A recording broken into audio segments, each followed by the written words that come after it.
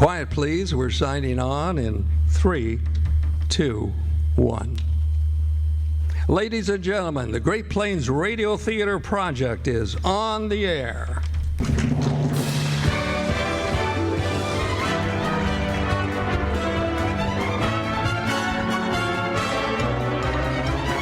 Live from the Rockland Conference Center on the campus of Western Iowa Tech Community College in Sioux City, Iowa, the Great Plains Radio Theater Project brings you 3 chilling mysteries for the Halloween season. First, a suspense-filled tale entitled Calling All Souls finds an innocent man sentenced to die in the Iowa State Prison. Will he get a pardon? Next, the classic radio mystery, The Hitchhiker, finds a man traveling by car from New York City to Los Angeles and is taunted by a hitchhiker. The suspenseful ending will tell the tale. And finally, after our station break, Don't Tell Me About Halloween is a tongue-in-cheek story about a man who is married to a witch, and he wants out of the marriage. How will this story end? We bring you our first drama, but first, ladies and gentlemen, a word from our sponsor. 2 beans times 2 beans makes 4 beans. Nescafe uses much more beans. 10 beans times 4 beans and add 3 more beans make 43 rich coffee beans. Yes, you get 43 beans in every cup of Nescafe real coffee beans. That's all there is in Nescafe. 43 beans in every cup make Nescafe the all coffee instant coffee with the let's have another cup taste. Extra beans means extra flavor. Today's Nescafe goes all the way with flavor with 43 choice beans in every cup. So be sure to always keep a 12-ounce jar of Nescafe instant coffee in your kitchen cupboard so you can enjoy a delicious hot cup of Nescafe instant coffee. Yes, you get 43 beans in every cup of Nescafe real coffee beans. That's all there is in Nescafe. 43 beans in every cup make Nescafe the all coffee instant coffee with the let's have another cup taste.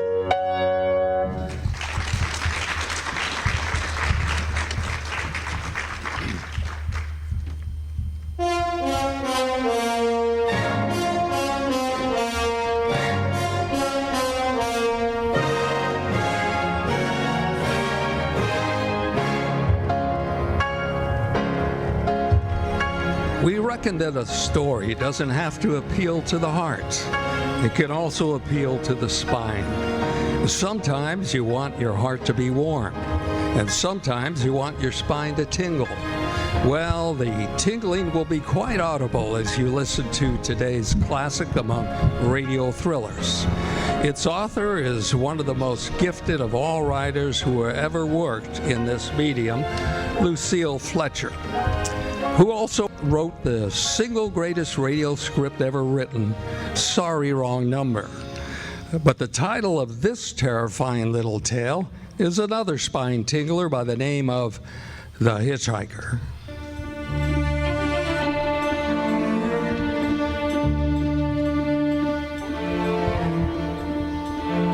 I'm in an auto cab outside of Gallup, New Mexico on Route 66. If I tell it, maybe it will help me. It will keep me from going crazy. But I must tell this quickly. I am not crazy now. I feel perfectly well except I'm running a slight temperature.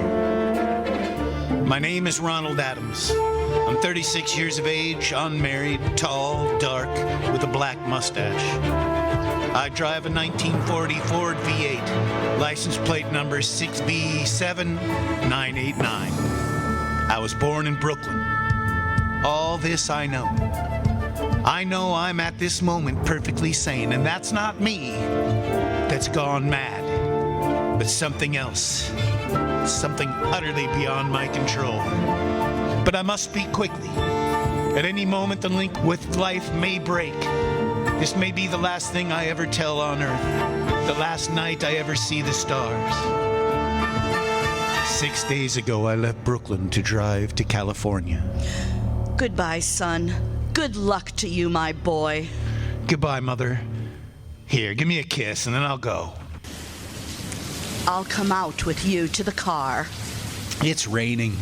Stay here at the door. Oh, hey, what's this? Tears? Oh, it's just the trip, Ronald. I wish you weren't driving. Oh, Mother, there you go again. People do it every day. Oh, I know, but you'll be careful, won't you? Promise me you'll be extra careful. Don't fall asleep or drive fast or pick up any strangers on the road. Strangers? Don't you worry, there isn't anything going to happen. It's just 8 days of perfectly simple driving on smooth, decent, civilized roads, with a hot dog or a hamburger stand every 10 minutes.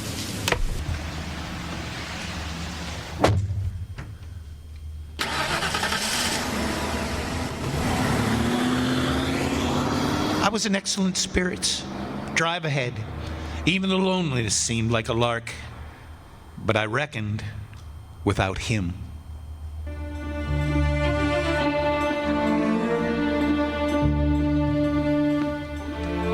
Crossing Brooklyn Bridge that morning in the rain, I saw a man leaning against the cables. He seemed to be waiting for a lift.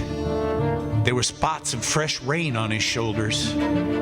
He was carrying a cheap overnight bag in one hand. He was thin, nondescript, with a cap pulled down over his eyes. He stepped off the walk, and if I hadn't swerved, I'd have hit him. I almost did. Almost did hit him. Now, I would have forgotten him completely, except that just an hour later, while crossing the Pulaski Skyway over the Jersey Flats, I saw him again. At least he looked like the same person. He was standing now with one thumb pointing west. I couldn't figure out how he'd gotten there, but I thought maybe one of those fast trucks had picked him up, beaten me to the Skyway, and let him off. I didn't stop for him. Then, late that night, I saw him again. He was on the new Pennsylvania Turnpike between Harrisburg and Pittsburgh. It's 265 miles long with a very high speed limit. I was just slowing down for one of the tunnels when I saw him standing under an arc light by the side of the road.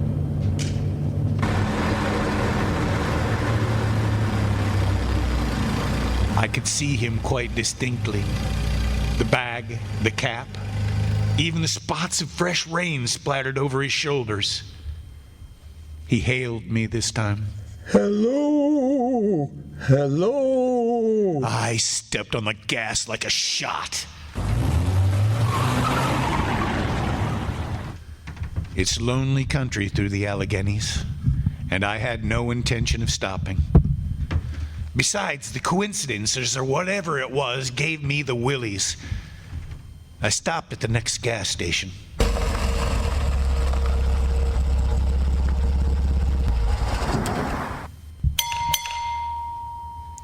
Yes, sir? Fill her up, would you? Check your oil? No, thanks.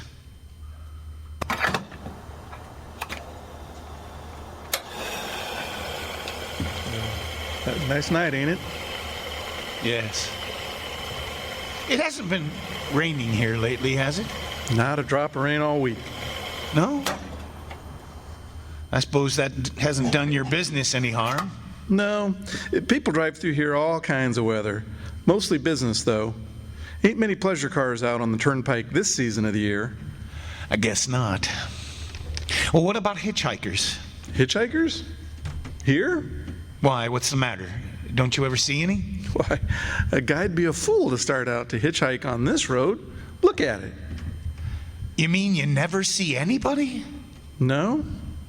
Maybe they get a lift before the turnpike starts. I mean, just before the toll house. But then, it's a mighty long ride. Most cars wouldn't pick up a guy for that long a ride. This is pretty lonesome country here. Mountains and woods. You ain't seen nobody like that, have you? Oh, no. It's just a technical question. Oh, I see. Well, that'll be $1.49 with tax.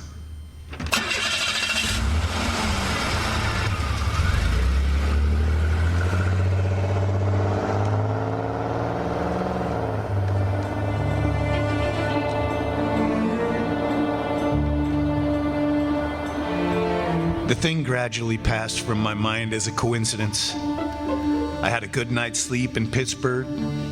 I didn't think about the man all the next day until just outside of Zanesville, Ohio, I saw him again. It was a bright, sunshiny afternoon. The peaceful Ohio fields, brown with the autumn stubble, lay dreaming in the golden light. I was driving slowly, drinking it in, when the road suddenly ended in a detour. There, in front of the barrier, he was standing. Now let me explain about his appearance before I go on. I repeat, there was nothing sinister about him. He was as drab as a mud fence. Nor was his attitude menacing. He merely stood there waiting, almost drooping a little, the cheap overnight bag in his hand. He looked as though he'd been waiting there for hours, and he hailed me. He started to walk forward. Hello! Hello! I'd stopped the car, of course, for the detour. For a few minutes, I couldn't seem to find the new road. I realized that he must be thinking that I'd stopped for him. Hello? No, not just now. I'm sorry. Going to California? No, not today. I'm going to New York. Sorry.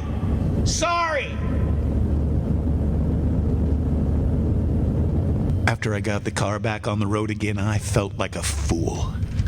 Yet, the thought of picking him up, of having him sit beside me, was somehow unbearable.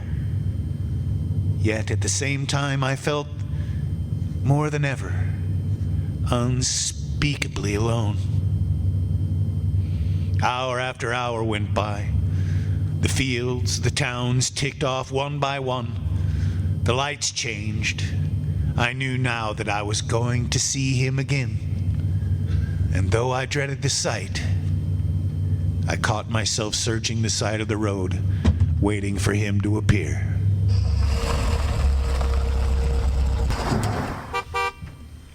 Yep. What is it? What you want? You sell sandwiches and pop here, don't you? Yep. We do in the daytime, but we're closed up for the night. I know, but I was wondering if you could possibly let me have a cup of coffee, black coffee. Not at this time of night, mister. My wife's the cook and she's in bed. Well, now listen. Just a minute ago, there was a man standing here, right beside here, and he was a suspicious-looking man. Henry? Who is it, Henry? It's nobody, Martha. Just a fellow thinks he wants a cup of coffee. Go back to bed.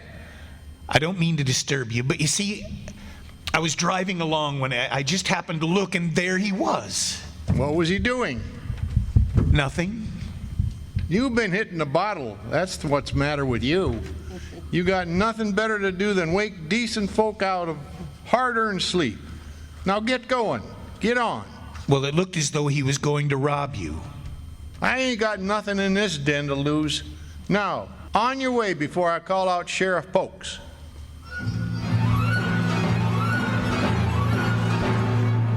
I got into the car again and I drove on slowly.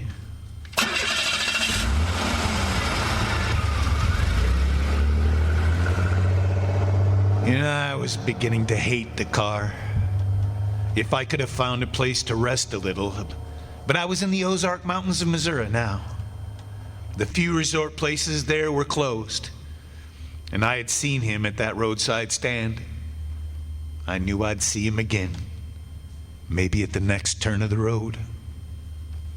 I knew that when I saw him next, I would run him down. But I didn't see him again until late the next afternoon. I'd stopped the car at a sleepy little junction just across the border into Oklahoma to let a train pass by when he appeared across the tracks. He was leaning against a telephone pole. It was a perfectly airless, dry day. The red clay of Oklahoma was baking under the southwestern sun. Yet, there were spots of fresh rain on his shoulders. I couldn't stand that. Without thinking, blindly, I started the car across the tracks. He didn't even look up at me. He was staring at the ground. I stepped on the gas hard, veering the wheel sharply toward him. I could hear the train in the distance, but I didn't care.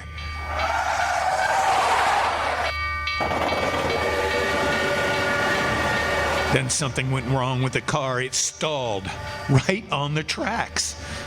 The train was coming closer.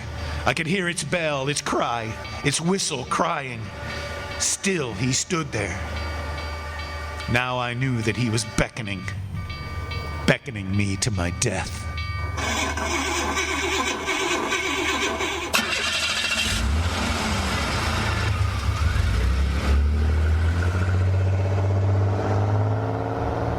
Well, I frustrated him that time. It started. It worked at last. I managed to back up, but after the train had passed, he was gone. And I was all alone in the hot, dry afternoon. After that, I knew I had to do something. I didn't know who this man was or what he wanted of me. I only knew that from now on, I must not let myself be alone on the road, even for 1 minute. Hello there. Hello. Like a ride? What do you think? How far are you going? Amarillo. I'll take you to Amarillo. Amarillo, Texas? Yeah, I'll drive you there. Gee. Hop in.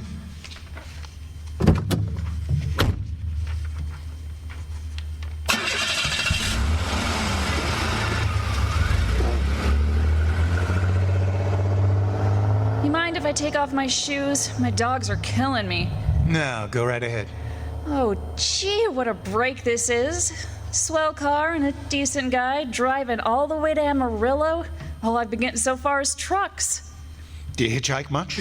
Sure, only it's tough sometimes in these great open spaces to get the brakes. Yeah, I think it would be.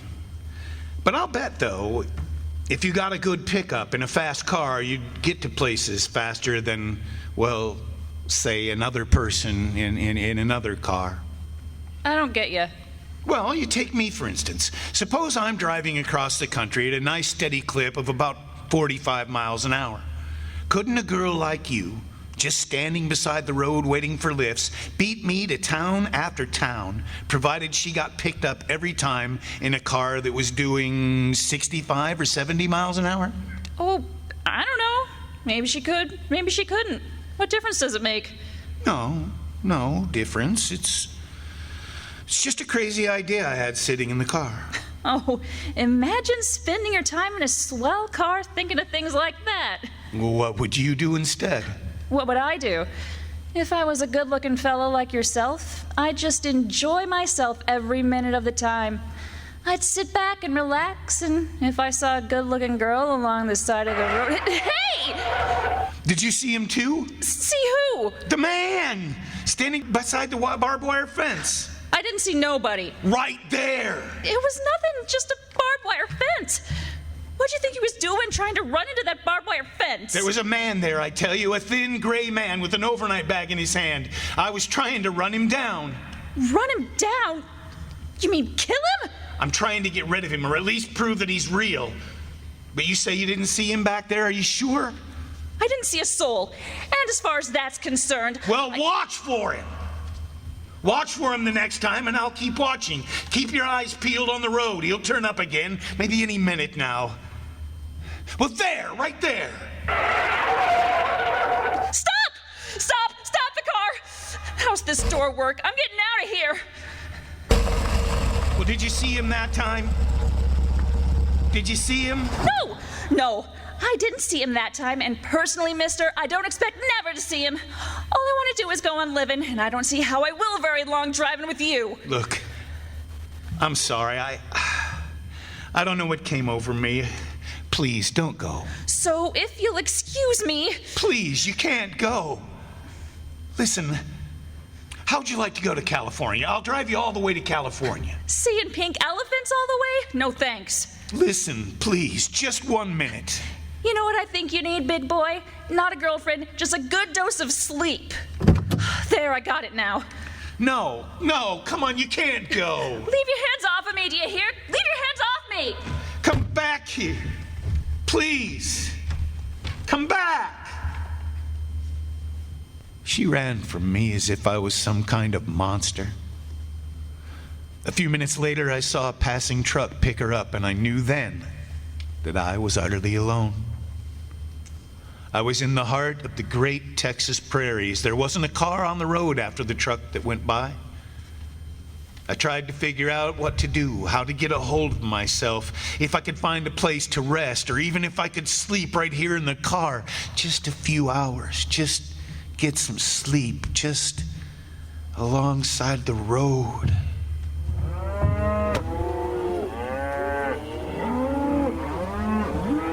I was getting my winter overcoat out of the back seat to use as a blanket, just as a blanket. Hello? When I saw him coming towards me. Hello? Coming toward me, emerging from the herd of moving steer. Hello? I didn't wait for him to come any closer.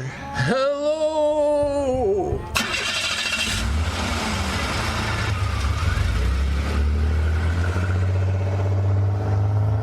I don't know, maybe I should have spoken to him then. Fought it out then and there, and now he began to be everywhere. Whenever I stopped, even for a minute, for gas, for oil, for a drink of pop, a cup of coffee, a sandwich, he was there. I saw him standing outside the auto camp in Amarillo that night when I dared to slow down. He was standing near the drinking fountain at a little camping spot just across the border in New Mexico. I saw him in Albuquerque where I bought 10 gallons of gas.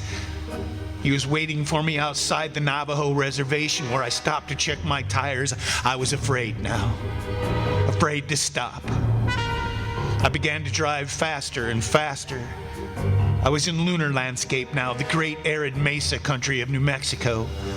I drove through it with the indifference of a fly crawling over the face of the moon, and now he didn't even wait for me to stop. Unless I drove at 85 miles an hour over these endless roads, he waited for me at every other mile. I could see his figure, shadowless, flitting before me, still in its same attitude over the still and lifeless ground, flitting over dried up rivers, over broken stones cast up by old glacial upheavals, flitting in the pure and cloudless air. I was beside myself when I finally reached Gallup, New Mexico this morning.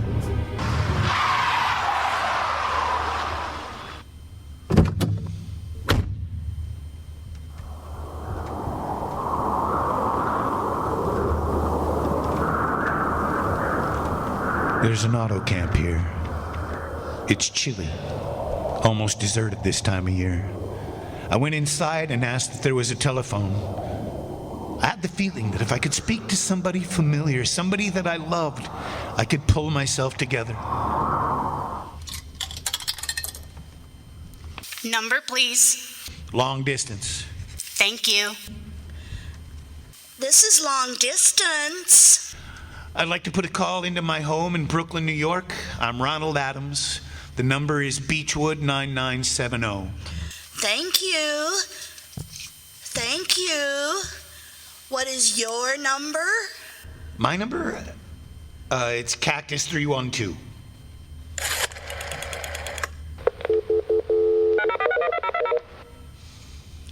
Albuquerque, New York from Gallup. New York, Gallup, New Mexico, calling Beechwood 9970. I'd read somewhere that love could banish demons. It was in the middle of the morning. I knew Mother would be home. I pictured her, tall, white-haired in her crisp house dress, going about her tasks. It'd be enough, I thought, just to hear the calmness of her voice. Will you please deposit $3.85 for the first 3 minutes? When you have deposited $1.50, will you wait until I have collected the money?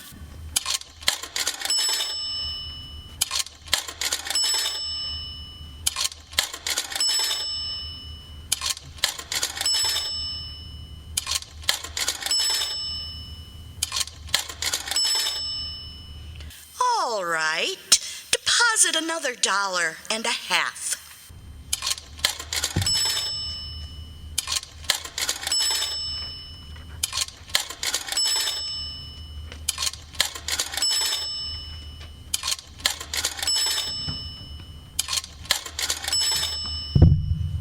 Will you please now deposit the remaining 85 cents?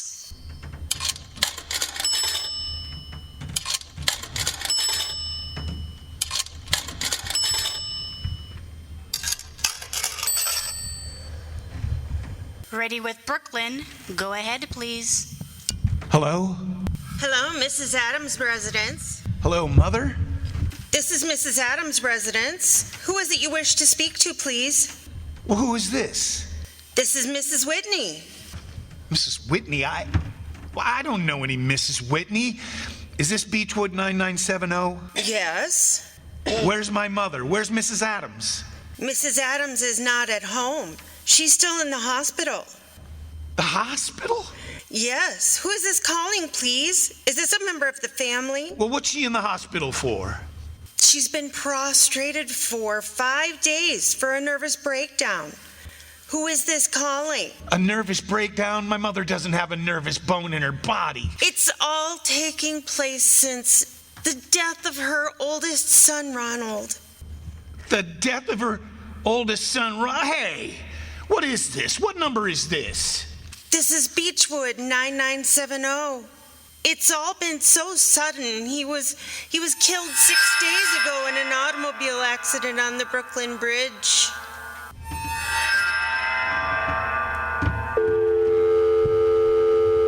Your 3 minutes are up, sir. Your 3 minutes are up, sir. Sir, your 3 minutes are up. Sir, your 3 minutes are up. Your 3 minutes are up, sir. And so, I'm sitting here in this deserted auto camp near Gallup, New Mexico. And I'm trying to think. I'm trying to get a hold of myself. Otherwise I'll go crazy. Outside it is night. The vast, soulless night of the desert. 1,000,000 stars are in the sky.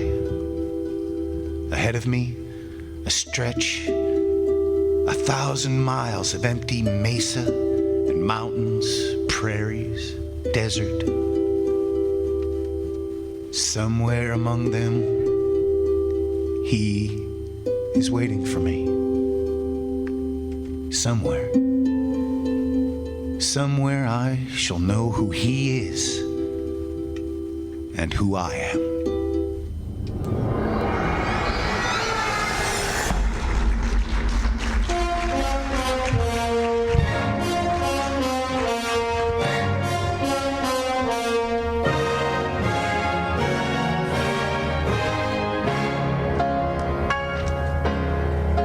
You have just heard the Great Plains Radio Theater Project's production of The Hitchhiker, written by Lucille Fletcher. Our cast included Garie Lewis as Ronald Adams. Joanne Fox played the roles of Mrs. Adams and Mrs. Whitney. The Gallup, New Mexico operator was played by Morgan Konz, and Joanne Fox was the long-distance operator. The gas station attendant was played by Terry Murrell. Eddie Dunn was his storekeeper, and Delaine Krager was his wife. The lady hitchhiker was played by Kathy Pfautsch. Our Foley sound technician is Joshua Gall. Our audio technician is Maji Swain. And I'm Ralph Swain, your announcer and the mysterious voice of the hitchhiker. So long, everybody, and sleep tight if you can. This is CBS, the Columbia Broadcasting System.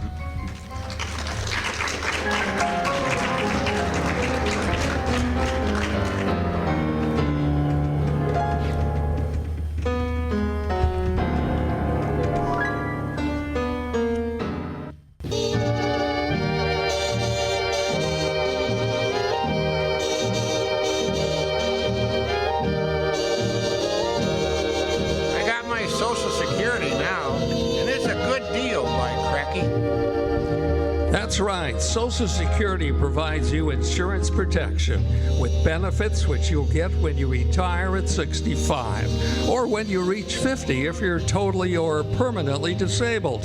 Social Security also provides family survivor benefits for a serviceman's widow and minor children. If you're a military service member, it's important for you to learn how many years of service you will need to qualify for a second retirement check. Men can collect Social Security at age 65, but women are eligible at age 62. Have you investigated your Social Security benefits? Thank you, FDR. It's a good deal from the New Deal.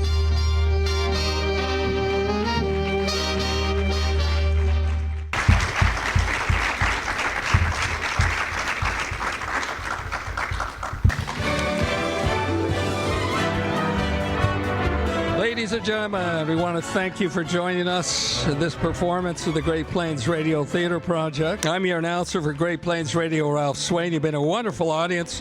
Thank you for tuning in. We'll see you on the radio.